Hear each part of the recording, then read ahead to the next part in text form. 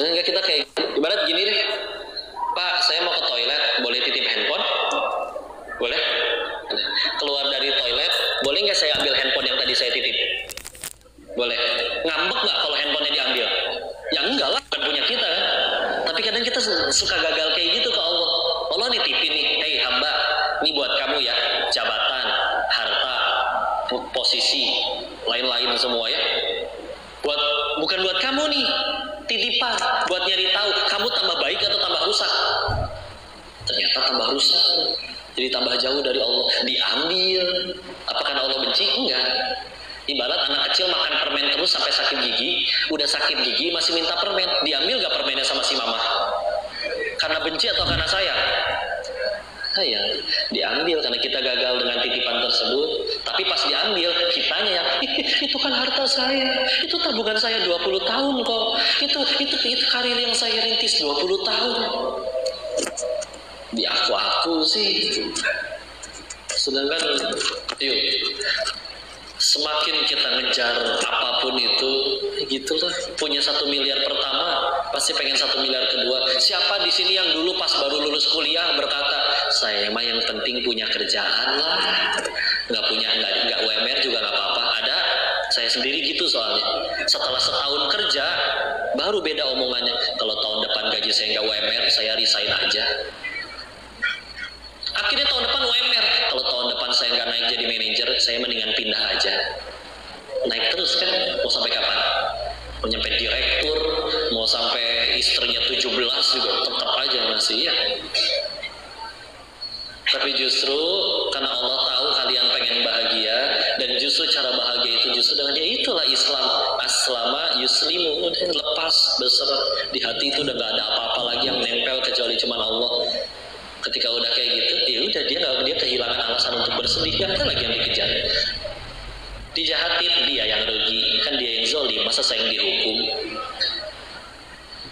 Tapi kalau keluarnya nyebelin, alhamdulillah meninggal nggak ditanya kelakuan orang. Kamu udah tolong dia malah jahat. Kan berbuat baiknya bukan supaya dia suka, biar Allah suka aja. Apa artinya satu dunia cinta tapi Allah benci? Gak apa-apa.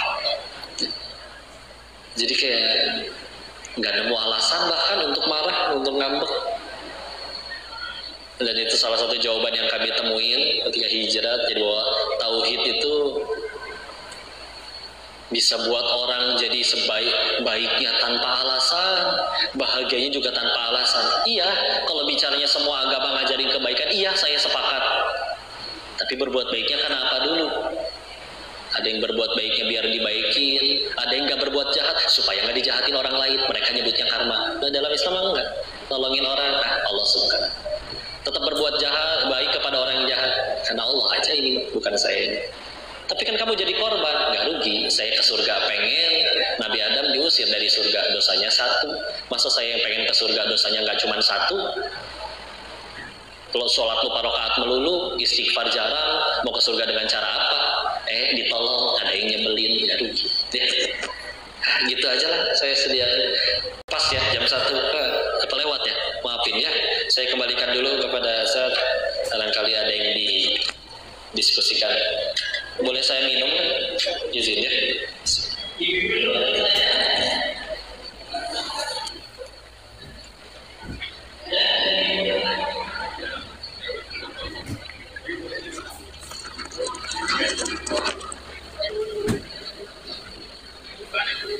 Ras terkuat di muka bumi, ibu-ibu. Waalaikumsalam warahmatullahi wabarakatuh.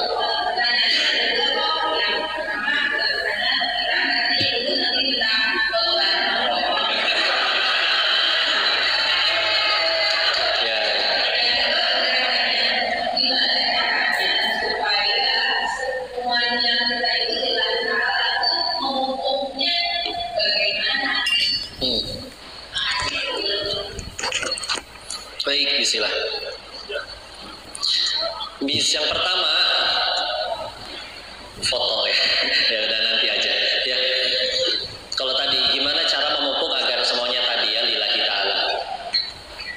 Yang pertama, nanti ditolong sama Allah dengan cara ya walaupun kadang dengan cara kena kepahitan ya. Kita mikirnya gini lah ya. Saya yakinnya gini, suka tidak suka, mau tidak mau, cepat atau lambat, demi Allah, kita itu butuh Allah. Yakin? Tapi kan pilihannya dua, mau datang kepada Allah dengan sukarela atau harus diseret dulu. Pilih yang mana? Sukarela ya, diseret dengan difitnah teman kantor, dipecat ya. Siapa yang mau? Ya, nggak ada yang mau. Tapi kadang memang biasanya lebih mudah ingat Allah pas sudah kayak gitu ya. Atau jawab survei sederhana ini ya. 1, apakah kita punya keinginan? Punya. 2, apa Allah juga punya keinginan? Punya. Allah ingin kita selamat, bahagia. 3, dari lahir sampai detik ini jujur, lebih banyak mengejar yang Allah suka atau yang kita suka? Terus sejauh ini ngejar yang kita suka terus, bahkan sebagian udah terkabul, kok masih sulit bahagia? Ya, kan harus berapa kali patah hati dan kecewa lagi baru kita sadar bahwa oh ternyata bahagia itu adanya pada apa yang Allah suka, bukan yang kita suka. Kita sih bahagianya masih yang aku suka, padahal kata siapa yang aku suka itu baik. Bagi anak-anak juga yang terbaik permen dan coklat, nggak mau makan sayur. Pas udah sakit gigi baru nyadar ya. Jadi itu kalau dari sudut pandang akal. Kalau nggak dari sudut pandang akal, nanti Allah jadiin ya. Yang pertama kali mohon maaf ya pacaran sampai naudzubillah tergelincir kepada perzinahan, apalagi yang sudah menikah, kan suka ada pelajaran ya kan. Karena kalau tidak percuma film-film azab itu sekian banyak ya. Coba renungkan, Jepang banyak film porno, Pak. Kenapa? Karena di sana orang pada nggak mau nikah, nikah juga nggak pengen punya anak. Jadi banyaknya film bikin anak gitu di sana. Ya. Di Korea banyaknya drama romantis, karena di sana perceraiannya tinggi. Jadi nikah tuh dibikin indah banget, Pak. Di Indonesia, kenapa banyaknya film azab ya? Mungkin karena ngakunya bertuhan tapi tidak takut Tuhan ya. Ya udah ya, sehingga yuk dari situ kita belajar bahwa mau sukarela atau harus diseret dulu ya. Karena nanti kehidupan yang ngajarin. Makanya punten ya, kenapa yang lebih banyak rajin yang ke masjid bapak-bapak atau kakek-kakek daripada anak muda masih umur 16, 17 ya. Mentok kan, punya duit, iya, mau main gila, udah gak ada yang mau cewek-ceweknya.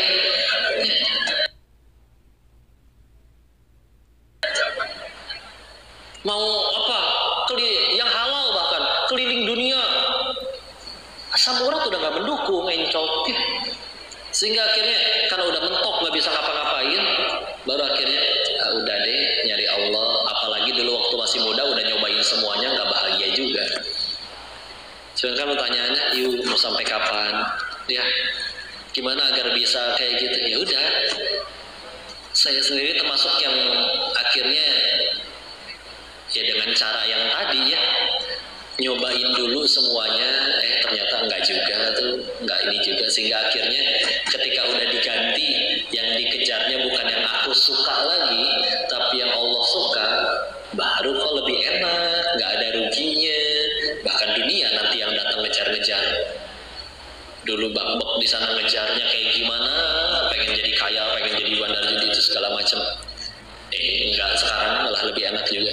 Setelah akhir episode yang tadi selesai, udah akhirnya gantian ujiannya gitu ya.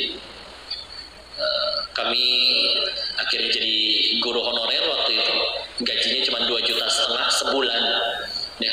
Udah nikah, jelas ya secara matematis ya ngepas lah, tapi alhamdulillah nggak pernah punya utang, bahkan bisa ngutangin orang.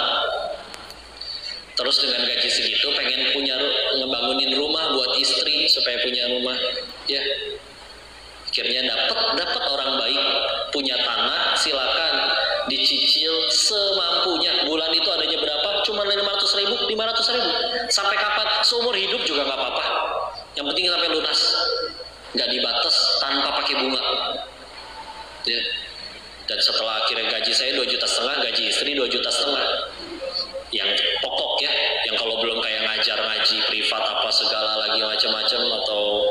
kerjaan-kerjaan yang lain atau jualan-jualan. Pokoknya kira-kira baru lunas 10 tahun lah. Ternyata ya udah, dakwahnya diajak jangan di masjid aja. Sekarang kita mesti bertarungnya di TikTok katanya. Karena di sana banyak yang ngajak maksiat, jadi harus ada yang ngimbangin. Tapi saya nggak bisa joget-joget, nggak ada yang nyuruh kok joget kok. Ya udah kajian. Akhirnya ya udah, kalau lagi nerima setoran hafalan anak-anak live, ini kayak gini juga lagi sambil live. Dari TikTok ternyata nyambung podcast, Denny Sumargo duluan. Akhirnya dari podcast Islam Itu Indah, Trans TV, akhirnya beberapa acara TV lain dan yang lain-lain.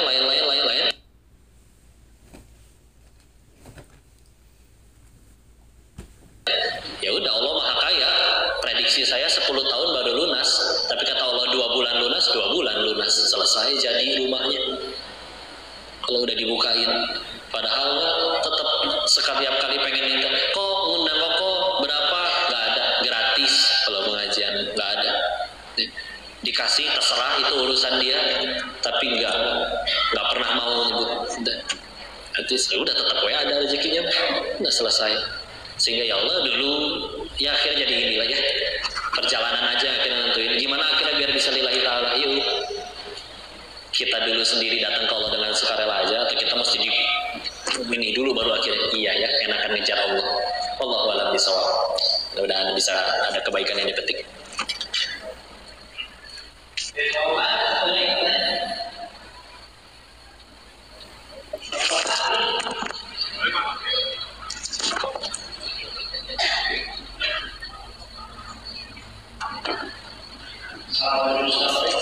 Waalaikumsalam warahmatullahi wabarakatuh.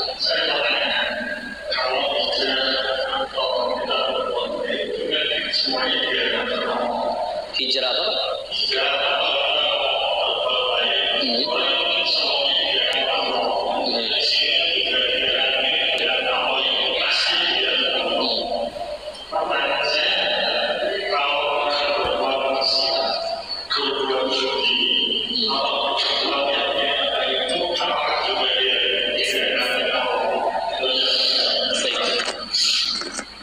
Baik, dulu kami dibilang seperti ini.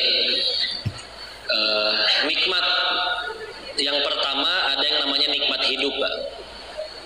Hidup tuh nikmat ya, karena kalau selagi hidup kita bisa beramal, ngumpulin pahala, merasakan cinta, kasih sayang. Cuma masalahnya kalau sekedar hidup, tanaman juga hidup, Pak. Meskipun diinjek-injek namanya rumput ya. Di atas nikmat hidup ada nikmat merdeka. Nah ini dia. Merdeka tuh bebas, Pak.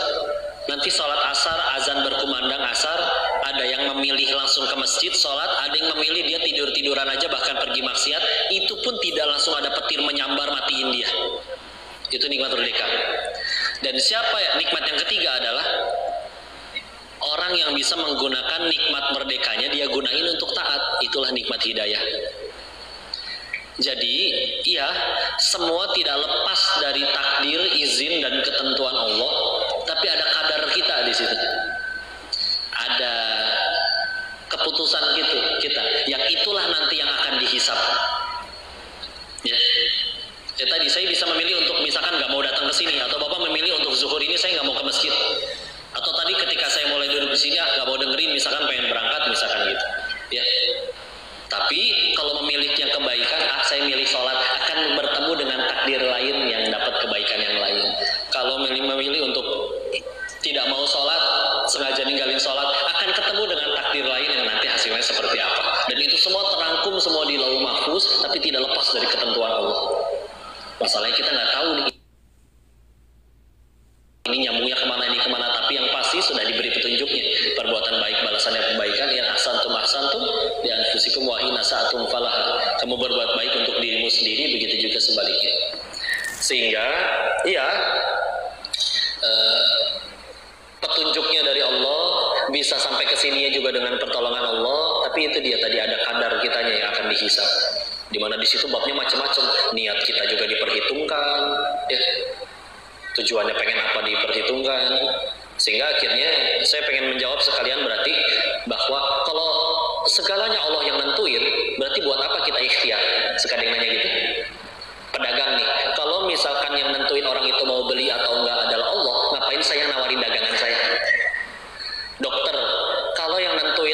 sembuh atau tidak adalah Allah, ngapain dokter tengah malam ke UGD?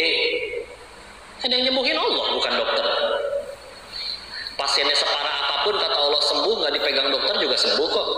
Pasien yang nggak sakit kata Allah harus mati, mati. Ya. Terus buat apa dokter ikhtiar? Buat apa kita tetap nyari duit ini pada datang ke sini kerja? Kita ikhtiar agar jadi amal soleh. Ngumpulin amal. Biar lebih mudah saya izin pakai contoh.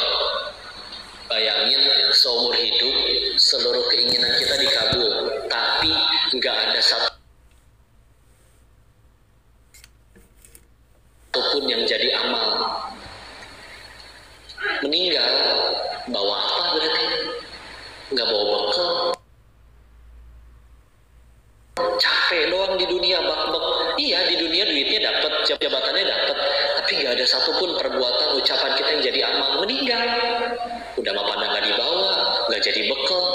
Jadi apa berarti capek?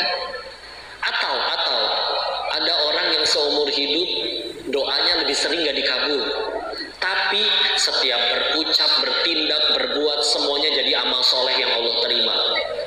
Meninggal dia tuh yang paling banyak bekalnya, meskipun di dunia dia yang dihujat, dicaci, difitnah.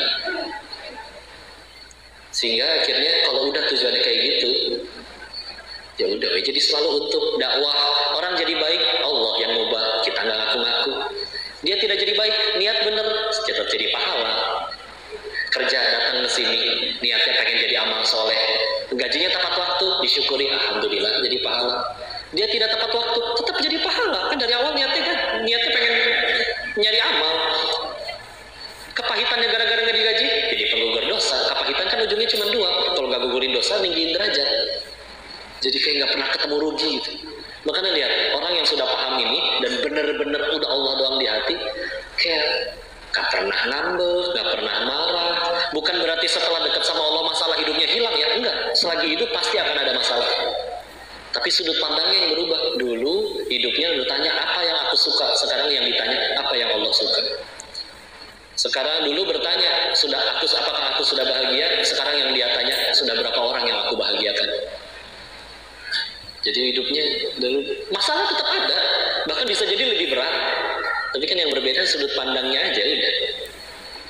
Ketika udah sudut pandangnya yang dikejar sama Allah doang, nggak nemu, kapan rugi? Dia masih bisa marah nggak kok? Bisa, bukan berarti emosinya sudah mati, bisa. Tapi dulu marah ketika dirinya dihina, sekarang dia marah ketika Allah dan Rasulnya yang dihina. Dirinya dihina nggak apa-apa. Hinaan orang lebih sedikit daripada kehinaan saya yang asli. Allah tahu kalau saya sendirian saya ngapain aja. Orang kan cuma tahu sedikit. Jadi dia memilih untuk tidak marah. Ya. Apa dia nggak bisa kesel, nggak bisa kecewa? Bisa. Tapi kecewanya bukan ketika dijahatin atau dikhianatin orang. Kecewanya ketika, ya Allah kemarin bisa tahajud, kenapa hari ini saya nggak bisa tahajud? Kecewa tuh sama diri sendiri. Tetap bisa kecewa atau bisa sedih. Cuman kita mau milih, mau sedih karena hal receh yang pasti kita tinggalkan, atau untuk sesuatu yang lebih berharga Allah dan ridhonya. Jadi ya sudah, itu aja ya. Jadi yang penting ngumpulin amal, karena nanti amal itu yang jadi bekal kita, dan amalan itu juga yang akan dihisab meskipun tidak keluar dari ketentuan Allah. Itu yang kami pahami. Wallahu a'lam bishawab. Mudah-mudahan bisa menjawab pertanyaan. Yep. Bismillahirrahmanirrahim. Allahumma salli ala sayyidina wa habibina wa syafiina wa maulana Muhammad wa sallim radhiyallahu tabaraktahu ta'ala an kulli sahabati rasulillahi ajma'in. Bismillahirrahmanirrahim. Hamdan syakirin, hamdan na'imin, hamdan yuwafi ni'amahu wa yukafi mazidah. Ya Rabbana lakal hamdu kama yanbaghi li jalali wajhikal karim wa 'azimi sultanik. Allahumma salli ala sayyidina Muhammad wa ala ali sayyidina Muhammad. La ilaha illa anta subhanaka inni kuntu minadh dhalimin. Allahumma ighfir lil muslimina wal muslimat wal mu'minina wal mu'minat al ahya'i minhum wal amwat. Allahumma ighfir lana wa li walidina warhamhum kama rabbawna shighara. Ya muqallibal qulub, tsabbit qulubana ala dinik. Allahumma inna ala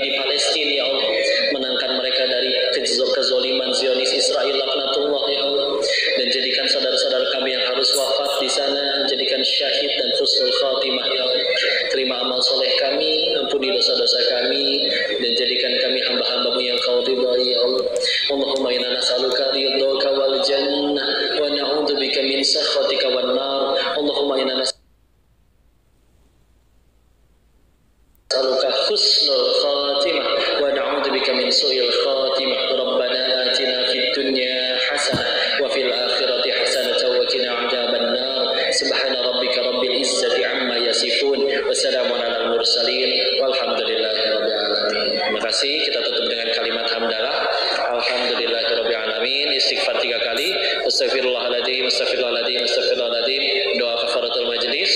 Subhanakallahumma wa bihamdika, asyhadu an